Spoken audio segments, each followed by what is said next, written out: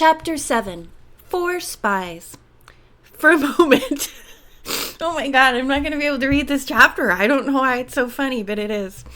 For a moment, Mr. Basswood stared in amazement at Nancy. Then his look of surprise vanished, and he asked, "Where have you worked before?" "Oh, no place. But I go to art school, and I do know a good bit about paintings." "And how about statutory?" And how about statuary?" the shop owner asked. "Very little," Nancy admitted. "But if you have a catalog, I could study it." Mr. Atkin had walked up. He had overheard the conversation and now looked even more unpleasant than he had before. He said nothing, however. Mr. Basswood asked Nancy, "What do you know about rare books?" "Not much," she said. Then gave him a broad smile. "But I did manage to sell a book and a painting." "Yes, you did," Mr. Basswood admitted. "Furthermore, I've been thinking about what the stout lady said. That salesmen make her nervous. She prefers women clerks." "I'm sure I could do the job," Nancy told him. The shop owner thought over the proposition for a full 15 seconds, then said, "All right, I'll give you a chance. But remember, I'm not making any promise to keep you, and I'll pay you only the minimum wage rate." Nancy was fearful that he might ask her for a social security number or other type of identification, but he said nothing about it, and she bubbled eagerly. "How soon may I start?" "You may come in tomorrow."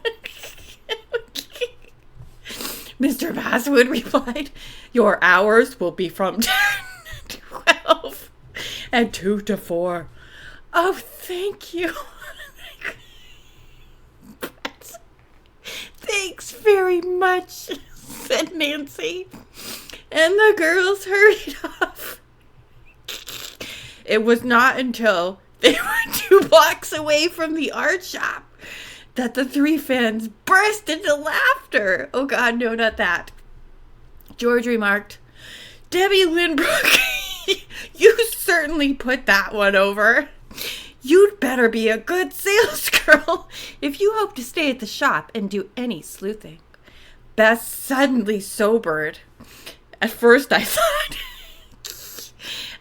thought all this was funny, but now I'm afraid you're headed for trouble." "I hope not," the young detective replied. "But it's my only chance to find out what's happening to Mrs. Merriam's rare book collection." As the girls strolled along, George said, "Will you excuse me for a little while? I have an errand to do. I'll meet you 2 at the nice soda shop over on that corner." She went down a side street, and Beth said, "I wonder what she's coming up with now." Nancy and Bess went into the sweet shop to idle away the time. They purchased magazines, a newspaper, and salted peanuts. Then they sat down at the counter to order lunch. Okay, I have to stop. I'm sorry. There may not be a chapter today because I can't stop laughing. My apologies.